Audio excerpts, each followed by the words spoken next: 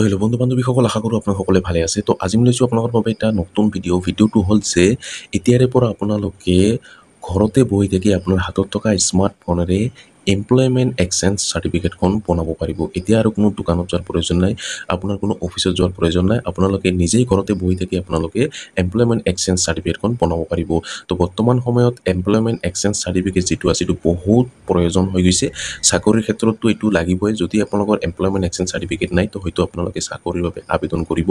নোৱাৰিব। তো আপোনালোকে যদি এমপ্লয়মেণ্ট এক্সচেঞ্জ চাৰ্টিফিকেট বনাব বিচাৰে, আপোনালোকে ঘৰতে বহি থাকি আপোনাৰ হাতত থকা স্মাৰ্টফোনেৰে তো আপোনালোকে বনাব পাৰিব। তো বহুত দিন বন্ধ আছিলে, তো বৰ্তমান এইটো নতুনকৈ অপেন হৈ গৈছে। তো এতিয়াৰ পৰা আপোনালোকে অনলাইন আপোনালোকে বনাব পাৰিব। তো কেনেকৈ আপোনালোকে বনাব আপোনালোকে এমপ্লয়মেণ্ট এক্সচেঞ্জ চাৰ্টিফিকেটখন, তো আজিৰ এইটো ভিডিঅ'ত মই আপোনালোকক A to Z জনাই দিম। তো ভিডিঅ'টো অলপো স্কিপ নকৰাকৈ প্ৰথমৰ পৰা শেষলৈ চাই থাকিব। আৰু যদি মোৰ চেনেলত নতুন হৈ আছে তেনেহ'লে প্লিজ চেনেলটো ছাবস্ক্ৰাইব কৰিব আৰু কাষত থকা বেল আইকনটো অন কৰি দিব। আৰু এইটো ভিডিঅ' আপোনাৰ বন্ধু বান্ধৱীসকলৰ ওচৰত হোৱাটছআপত, ফেচবুকত যিমান পাৰে আপোনালোকে শ্বেয়াৰ কৰি দিব, যাতে সকলোৱে এই ভিডিঅ'টো চাই ঘৰতে বহি থাকি এমপ্লয়মেণ্ট এক্সচেঞ্জ চাৰ্টিফিকেটখন বনাই ল'ব পাৰে। তেন্তে বলক ভিডিঅ'টো আৰম্ভ কৰোঁ। তো আপোনালোকে এমপ্লয়মেণ্ট এক্সচেঞ্জ চাৰ্টিফিকেটখন বনাব লগা হ'লে আপোনাক সেৱা সেতু ৱেবছাইটত আহিব লাগিব। এইটো ৱেবছাইটত আহিব লাগিব আৰু এইটো ৱেবছাইটৰ লিংক মই ভিডিঅ' ডিছক্ৰিপশ্যনত দি থৈ দিম। তো তাতে ক্লিক কৰি দিয়াৰ আপোনাৰ সন্মুখত এনেকুৱাকৈ পেজটো অ'পেন হ'ব। তো এইটো ৱেবছাইটত অহাৰ পিছত আপোনালোকে বেলেগ একো কৰিব নালাগে। ইয়াতে লুকিং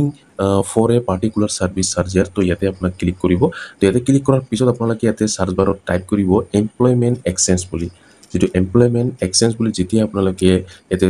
লিখিব, আপোনালোকে চাওক ইয়াতে আহি যাব, তলত আপোনালোকে বহুতকেইটা লিষ্ট আহি যাব। ইয়াতে আপোনালোকে যদি অলৰেডি আপোনালোকে এমপ্লয়মেণ্ট এক্সচেঞ্জ চাৰ্টিফিকেট বনাইছে, তো আপোনালোকে ৰেজিষ্ট্ৰেশ্যন কৰিব পাৰিব। আৰু যদি আপোনালোকে এবাৰো বনোৱা নাই, তো আপোনালোকে নতুনকৈ আপোনালোকে বনাব পাৰিব। তো আজিৰ এইটো ভিডিঅ'ত মই আপোনালোকক জনাম যে নতুনসকলে যিসকলে এবাৰো যিটো এমপ্লয়মেণ্ট এক্সচেঞ্জ সেইটো বনোৱা নাই, সেইটো আপোনালোকে কেনেকৈ বনাব। তো চাওক ইয়াতে আপোনালোকে দুটা অপশ্যন আছে। ইয়াতে আপোনালোকে registration employment checker in employment exchange, তাৰপিছত registration of employment checker in employment exchange for Aadhaar basic. তো আপোনালোকে ইয়াতে দুটা মাধ্যমেৰে আপোনালোকে এমপ্লয়মেণ্ট এক্সচেঞ্জ চাৰ্টিফিকেটখন বনাব পাৰিব। যদি আপোনালোকৰ আধাৰ কাৰ্ড আছে, তো আপোনালোকে আধাৰ কাৰ্ডেৰে আপোনালোকে বনাব পাৰিব। আৰু যদি আপোনাৰ আধাৰ কাৰ্ড নাই, তো আপোনালোকে উইদাউট আধাৰ কাৰ্ডত আপোনালোকে বনাব পাৰিব। তো কেনেকৈ বনাব মই আপোনালোকক A to Z জনাই দি আছোঁ। এতিয়া আপোনালোকে ইয়াৰ পৰা দুটাৰ এটা আপোনালোকে যিকোনো এটা চেলেক্ট কৰিব। মই আধাৰ বেচিক যিটো আছে এইটো চেলেক্ট কৰি লৈ লৈছোঁ। তো এইটো চেলেক্ট কৰাৰ পিছত আপোনাৰ সন্মুখত এনেকুৱাকৈ আহি যাব। চাই আপোনালোকে ইয়াতে লিখা আছে registration of employment exchange checker in employment exchange for Aadhaar basic. তো ইয়াতে চাওক দুটা অপশ্যন পাব। যদি আপোনাৰ আধাৰ কাৰ্ড আছে, তো ওপৰতটো আপোনালোকে প্ৰথম যিটো আছে এপ্লাই উইথ আধাৰ ৰিকমেণ্ডেড, আৰু এটা আছে এপ্লাই উইদাউট আধাৰ। যদি আপোনাৰ আধাৰ কাৰ্ড নাই, তো 2 নম্বৰ যিটো আছে সেইটো চেলেক্ট কৰিব। আৰু যদি আপোনাৰ আধাৰ কাৰ্ড আছে, তো আপোনালোকে ওপৰতটো চেলেক্ট কৰিব। ইয়াতে আপোনাৰ গাইডলাইনবোৰ দিয়া আছে, তো আপোনালোকে পঢ়িলে আপোনালোকে পঢ়ি চাব পাৰিব। তো মই আপোনাক এপ্লাই উইথ আধাৰ যিটো আছে ৰিকমেণ্ডেড, তো আপুনি এইটো চেলেক্ট কৰি লৈ লৈছোঁ। তো এইটো চেলেক্ট কৰাৰ পিছত আপোনালোকে চাওক আপোনাৰ সন্মুখত এনেকুৱাকৈ পেজটো অ'পেন হ'ব। এতিয়া আপোনালোকে ইয়াতে লগ ইন হ'ব লাগিব। ইয়াতে কিন্তু একাউণ্ট বনোৱা থাকিব লাগিব, তেতিয়াহে আপোনালোকে লগ ইন হ'ব পাৰিব। যদি আপোনাৰ একাউণ্ট বনোৱা নাই, ইয়াতে এটা অপশ্যন দিয়া আছে ডোণ্ট হেভ একাউণ্ট, ইয়াতে ৰেজিষ্টাৰ নাও বুলি। তো ইয়াতে ক্লিক কৰি আপোনালোকে ৰেজিষ্ট্ৰেশ্যন হ'ব লাগিব। তো ইয়াতে মোৰ অলৰেডি ৰেজিষ্ট্ৰেশ্যন কৰা আছে, তো মই লগ ইন হৈ মই আপোনালোকক দেখুৱাই আছোঁ। চাই আপোনালোকে লগ ইন মনত ক্লিক কৰিব লাগিব। তো আপোনালোকে লগ ইন মনত ক্লিক কৰি দিব। যেতিয়া আপোনালোকে লগ ইন মনত ক্লিক কৰিব, ক্লিক কৰাৰ লগালগ চাওক ইয়াতে মোৰ অলৰেডি ইয়াতে লগ ইন কৰা আছিল। ইয়াতে এইকাৰণে ডাইৰেক্ট আহি গৈছে। মই লগ আউট হৈ মই আপোনালোকক দেখুৱাই আছোঁ। তো যেতিয়া আপোনালোকে লগ ইন মনত ক্লিক কৰিব, লগ ইন মনত ক্লিক কৰাৰ লগে আপোনাৰ সন্মুখত এনেকুৱাকৈ পেজটো অ'পেন হ'ব। এতিয়া আপোনালোকে চাওক ইউজাৰ নেম পাছৱৰ্ড দি আপোনালোকে লগ ইন হ'ব লাগিব। লগ ইন হোৱাৰ পিছতে আপোনালোকে চাইনিং হ'ব লাগিব। চাইনিং হোৱাৰ পিছতে আপোনালোকে আবেদন কৰিব পাৰিব বা আপোনালোকে এমপ্লয়মেণ্ট এক্সচেঞ্জ চাৰ্টিফিকেটখন বনাব পাৰিব। ইয়াতে মোৰ অলৰেডি মোৰ একাউণ্ট বনোৱা আছে। ইয়াতে 3টা মাধ্যমেৰে আপোনালোকে লগ ইন হ'ব পাৰিব। ইউজাৰ নেম, মোবাইল নম্বৰ, আধাৰ, পান কাৰ্ডেৰে আপোনালোকে লগ ইন হ'ব পাৰিব। যদি মোবাইল নম্বৰটো মই চেলেক্ট কৰি লৈ লৈছোঁ, মোবাইল নম্বৰটো ইয়াতে দিব লাগিব, পাছৱৰ্ডটো দিব লাগিব। দিয়াৰ পিছত আপোনালোকে ইয়াতে বক্স দি আছে, এই বক্সত টিক মাৰ্ক লগাব লাগিব। লগাৰ পিছত আপোনালোকে চাইনিঙত ক্লিক কৰিব লাগিব। তো মইতো চাইনিং হৈ মই আপোনাক নেক্সট ষ্টেপটো মই আপোনালোকক দেখুৱাই আছোঁ। তো চাইনিং বাটনত ক্লিক কৰাৰ লগালগ আপোনাৰ সন্মুখত এনেকুৱাকৈ পেজটো অ'পেন হ'ব। হয়তো আপোনাৰ ডাইৰেক্ট আপোনাৰ যিটো আপোনাৰ ফৰ্ম সেইটো আহিব পাৰে। যদি আপোনাৰ ডাইৰেক্ট নাহে, তো আপোনাৰ এনেকুৱাকৈ আহিব পাৰে। যদি আপোনাৰ এনেকুৱাকৈ আহে, তো আপোনাৰ ইয়াতে নামবোৰ আপোনালোকে চাব পাৰিব। ইয়াতে আপোনাৰ দিয়া আছে। তো এতিয়া আপোনালোকে চাওক চাইডত আপোনালোকে 3টা লাইন দিয়া আছে। এই 3টা লাইনত আপোনাক ক্লিক কৰিব লাগিব। তো আপোনালোকে 3টা লাইনত ক্লিক কৰিব। ক্লিক কৰাৰ পিছত আপোনালোকে ইয়াতে বহুতকেইটা অপশ্যন চাব পাৰিব। ইয়াৰ পৰা আপোনালোকে 3 নম্বৰ যিটো আছে ছাৰ্ভিচ বুলি, তো ইয়াতে আপোনাক ক্লিক কৰিব লাগিব। তো আপুনি ছাৰ্ভিচত ক্লিক কৰি দিব। তো যেতিয়া আপোনালোকে ছাৰ্ভিচত ক্লিক কৰিব, ক্লিক কৰাৰ লগালগ আপোনাৰ সন্মুখত এনেকুৱাকৈ পেজটো অ'পেন হ'ব। তো এতিয়া আপোনালোকে চাওক যিটো আপোনাৰ এমপ্লয়মেণ্ট এক্সচেঞ্জ চাৰ্টিফিকেট, সেইটো আপোনালোকে বনাব লগা হ'লে আপোনাক ইয়াৰ পৰা চেলেক্ট কৰিব লাগিব। তো কেনেকৈ কৰিব মই আপোনাক দেখুৱাই আছোঁ। ইয়াতে আপোনালোকে চাওক এটা অপশ্যন দিয়া আছে শ্ব' 10 এণ্টাৰ্ছ আপুনি চাব পাৰিছে তো ইয়াতে আপোনালোকে যেতিয়া আপোনালোকে 10ত যেতিয়া যিটো 10 দিয়া আছে 10ত যেতিয়া আপুনি ক্লিক কৰিব ইয়াতে আপোনালোকে 10 আছে 25 আছে 50 আছে আৰু 100 আছে তো আপোনাৰ 100 যিটো আছে সেইটো আপোনালোকে চিলেক্ট কৰিব চিলেক্ট কৰাৰ পিছত আপোনালোকে ইয়াতে একো কৰিব নাই ডাইৰেক্ট স্ক্ৰল ডাউন কৰিব স্ক্ৰল ডাউন কৰাৰ পিছত আপোনালোকে চাগে ইয়াতে বহুত কেইটা আপোনালোকে চাব পাৰিব ইয়াৰ পৰা আপোনালোকে চাওক 7 নম্বৰ যিটো আছে মই আপোনাক দেখুৱাই আছো এতে আপোনালোকে 7 নম্বৰত আপোনাক সিলেক্ট কৰিব লাগিব মই 7 নম্বৰটো সিলেক্ট কৰি মই আপোনাক দেখুৱাই আছো তো চাগে তুমি 7 নম্বৰ যিটো আছে সেইটো মই সিলেক্ট কৰি লৈ লৈছো তো এতিয়া আপোনালোকে চাওক মই আপোনাক দেখুৱাই আছো 6 নম্বৰত হ'ব চাগে মই 6 নম্বৰত মই আপোনাক দেখুৱাই আছো তো 6 নম্বৰটো মই সিলেক্ট কৰি লৈ লৈছো তো 6 নম্বৰটো সিলেক্ট কৰাৰ পিছত ইয়াতে আপোনালোকে ওপৰত স্ক্ৰল ডাউন কৰিব ওপৰত কৰাৰ পিছত আপোনালোকে মই আপোনাক তলত এতিয়া আপোনালোকে তলত স্ক্ৰল ডাউন কৰিব ইয়াতে ৰেজিষ্ট্ৰেশ্যন বুলি আহি আছে ৰেজিষ্ট্ৰেশ্যন যে 664 যিটো আছে 664 ইয়াতে এটা নম্বৰ দিয়া আছে মই আপোনাক দেখুৱাই আছো 664 বুলি তলত স্ক্ৰল ডাউন কৰি থাকিব স্ক্ৰল ডাউন কৰি আপোনালোকক মই দেখুৱাই অলপ মই আপোনাক ৱেইট কৰিব মই আপোনাক দেখাই আছো তো চাগে আপোনালোকে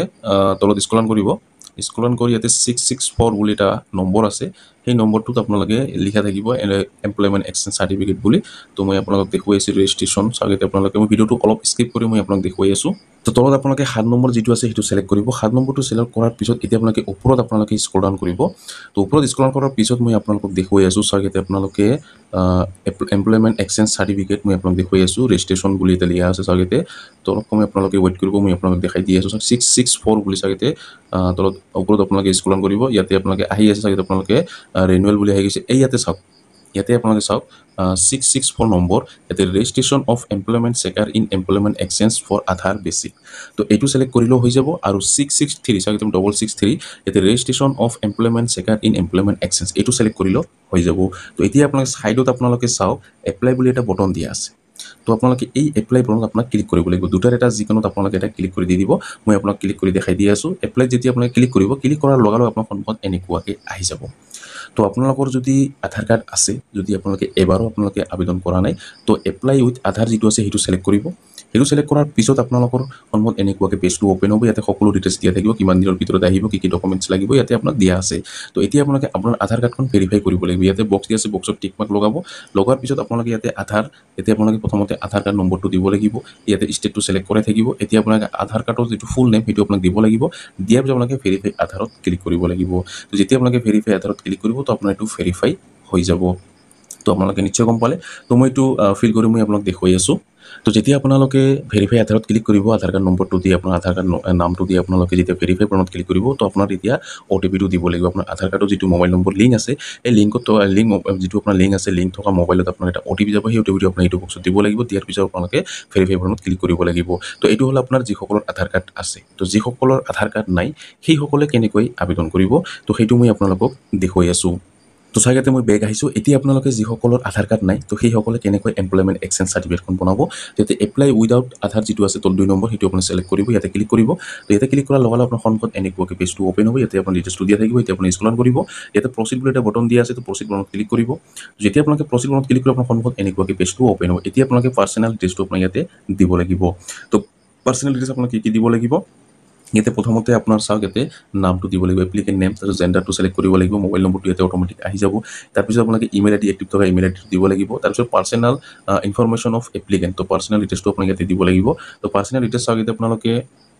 প্ৰথমতে চাওক এতিয়া আপোনালোকে ফাদাৰ্ছ নেমটো দিব লাগিব মাদাৰ্ছ নেমটো দিব লাগিব ডেট অফ বাৰ্থটো দিব লাগিব কাষ্টটো আপোনাক দিব লাগিব আপুনি কি কাষ্টৰ হয় যেতিয়া কাষ্টত ক্লিক কৰিব ইয়াতে জেনেৰেল হয় নে OBC হয় নে ST হয় কি হয় সেইটো আপুনি সিলেক্ট কৰি লৈ ল'ব তাৰপিছত আপোনালোকে গাৰ্জেন স্পৌছ নেমটো আপোনাক ইয়াতে যদি দিব বিচাৰে দিব আৰু যদি নিদিয়ে একো প্ৰব্লেম নাই তাৰপিছত ইয়াতে এক্স ছাৰ্ভিচমেন যদি হয় তো ইয়েছ সিলেক্ট কৰিব আৰু যদি নহয় ন সিলেক্ট কৰিব তাৰপিছত ৰিলিজনটো দিব লাগিব হিন্দু হয় নে মুছলিম হয় নে খ্ৰীষ্টান হয় কি হয় সেইটো আপোনাক ইয়াতে দিব লাগিব তাৰপিছত মেৰিটেল ষ্টেটাছটো দিব লাগিব মেৰিড হয় নে ছিংগেল হয় নে আনমেৰিড হয় কি হয় আপোনাক এইটো সিলেক্ট কৰিব লাগিব তাৰপিছত আপোনাক ইয়াতে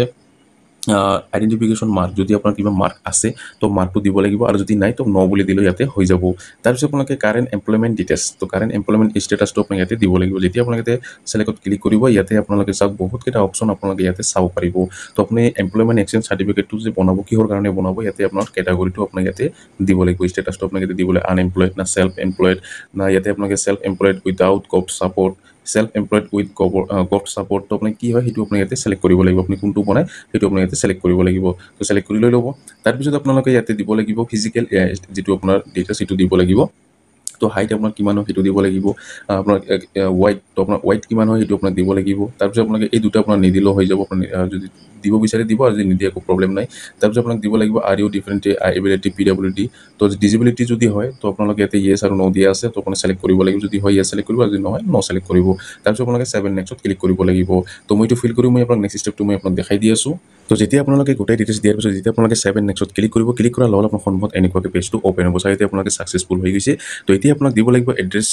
ছেকশ্যনটো আপোনাক ইয়াতে দিব লাগিব চাগে এতিয়া আপোনালোকে পাৰ্মানেণ্ট এড্ৰেছ তো পাৰ্মানেণ্ট এড্ৰেছটো আপোনাক ইয়াতে দিব লাগিব আৰু এটা কথা ইয়াতে আপোনাক জনাই দিওঁ যিসকলত ৰঙাকৈ ষ্টাৰ মাৰ্ক দিয়া আছে এই যে ৰঙাকৈ ষ্টাৰ মাৰ্ক দিয়া আছে সেইসমূহ ফিল কৰিব লাগিব এইটো মেণ্ডেটৰী বাকী যিসমূহ দিয়া নাই সেইটো আপোনালোকে ফিল নকৰিলেও হৈ যাব ইয়াতে চাওক তিনিটা অপশ্যন ইয়াতে তিনিটা দিয়া আছে এই তিনিটা আপোনালোকে নিদিলেও হৈ যাব তো আপোনাক দিব লাগিব এড্ৰেছ লোকেলিটি ষ্ট্ৰীট ETC এইটো আপোনাক দিব লাগিব তাৰপিছত আপোনালোকে আপোনাৰ গাঁৱৰ নামটো আপোনাক দিব লাগিব পোষ্ট অফিচটো আপোনাক দিব লাগিব পুলিচ ষ্টেচনৰ নামটো আপোনাক ইয়াতে দি দিব পিন কোডটো আপোনাক ইয়াতে দি দিব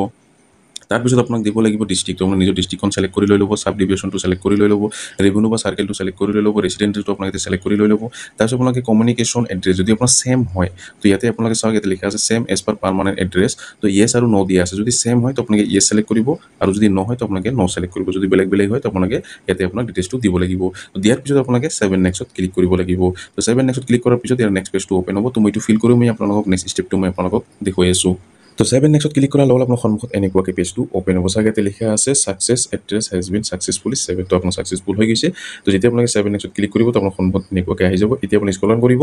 এতিয়া আপোনাক দিব লাগিব এডুকেশ্যনৰ ডিটেইলছটো চাগে এতিয়া আপোনালোকে ইয়াতে কোৱা হৈছে এডুকেশ্যন এণ্ড ট্ৰেইনিং ডিটেইলছ তো এতিয়া আপোনালোকে